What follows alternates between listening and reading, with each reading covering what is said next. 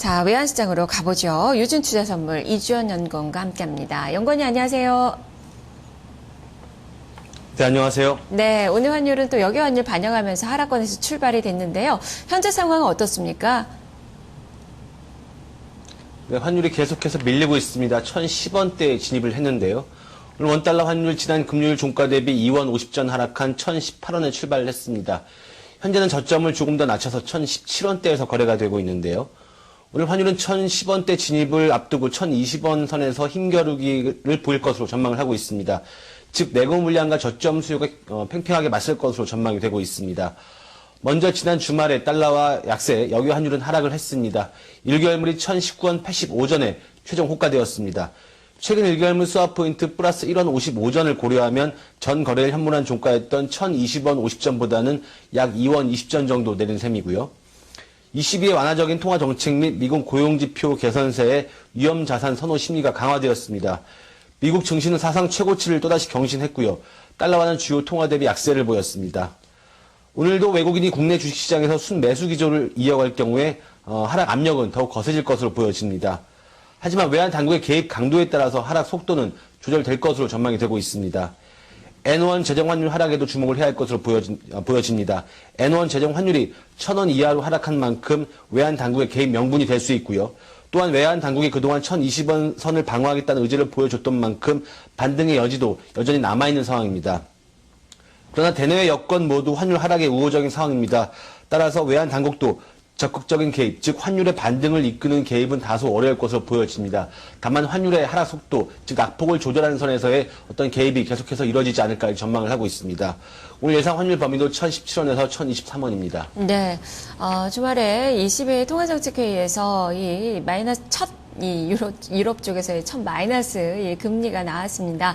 자, 이것이 국내 금융시장에 어떤 영향을 미칠까 여러 분석들이 좀 나오고 있는 그 상황인데요. 어떻게 원화 강세를 역시 좀 더 촉발할 수 있는 그런 요인으로 봐야 될지, 자금이 또 외국 쪽에서 계속 들어올 수 있을지 이 부분을 한번 좀 짚어주시죠. 네, 맞습니다. 일단 그 수급을 먼저 살펴보면요. 환율에 있어서 가장 중요한 게 결국 수급인데요. 일단 내고 물량이 상당히 많습니다. 여전히 위에서 상단에서 대기하고 있는 내고 물량이 상당하고요. 또 하나 주목해야 할 것은 그 22의 완화적인 통화 정책입니다. 22의 완화적인 통화 정책이 결정된 만큼 유럽계 자금, 외국계 자금 중에서도 특히 유럽계 자금이 국내 증시로 흘러 들어올 가능성이 높습니다. 이럴 경우에 역시 주가를 끌어올리면서 환율 하락에 어떤 압력을 가할 것으로 보여지는데요. 또한 미국 증시 역시 사상 최고치를 경신하면서 위험 자산 어떤 선호 심리가 역시 강화되고 있습니다. 이러한 것들이 결국에는 환율 하락에 어떤 상당한 압력을 가할 것으로 보여지고 있습니다. 네.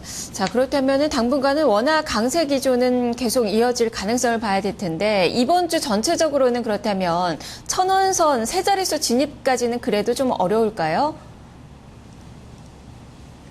네, 지난주까지 약 20일 거래일 동안 외환 당국이 1,020원 선의 어떤 강력한 방어 의지를 보이면서 환율이 1,020원대에서 움직였습니다. 그럼에도 불구하고 1,020원 중반부터 대기하고 있는 내고 물량이 환율의 상단을 억제하면서 계속해서 환율의 하락 압력을 가했는데요. 이 과정에서 특히 중요하게 보여졌던 것이 그 외국인의 국내 주식시장에서의 순매수 기조였습니다. 이러한 기조 흐름들이 이어지면서 환율에는 계속해서 어떤 하락 압력으로 작용을 했는데요. N1 재정 환율이 1,000원 이하로 하락했음에도 불구하고 외환 당국의 개입 명분이 약해질 수밖에 없었던 그런 이유 중 하나였습니다. 지난주에 22의 완화적인 통화 정책이 발표가 되었고요. 또한 미국의 어떤 고용 지표가 개선세를 보이면서 앞서 말씀드렸던 것처럼 위험 자산 선호 심리가 강화되었고요. 따라서 이런 외국계, 미국계나 특히 유럽계 자금들이 국내 주식시장으로 다시 들어올 가능성이 대단히 높아졌습니다. 따라서 환율에는 계속해서 하락 압력으로 작용할 것으로 보여지고요. 따라서 1,010원대에서의 움직임은 불가피할 것으로 보여집니다. 다만 외환 당국이 1,020원 선을 그동안 쭉 방어해왔던 것처럼 1,010원대에서의 어떤 미세 조정, 즉 어떤 낙폭이라든가 하락 속도의 조절 명분을 통한 그 개입도 있을 것으로 보여지기 때문에 1,010원대에서 1,020원대의 움직임 이번 주에 유효할 것으로 보여집니다. 네, 알겠습니다. 말씀 잘 들었습니다. 네, 감사합니다. 네, 여전히 이번 주도 환율이 좀 이슈가 될 것 같고요. 지금 원외 환율이 세 자릿수로 내려앉은 그 가운데 계속적으로 당국의 개입 경계가 어느 정도 나타날지 여부가 상당히 좀 중요한 그 요인이 될 것 같습니다.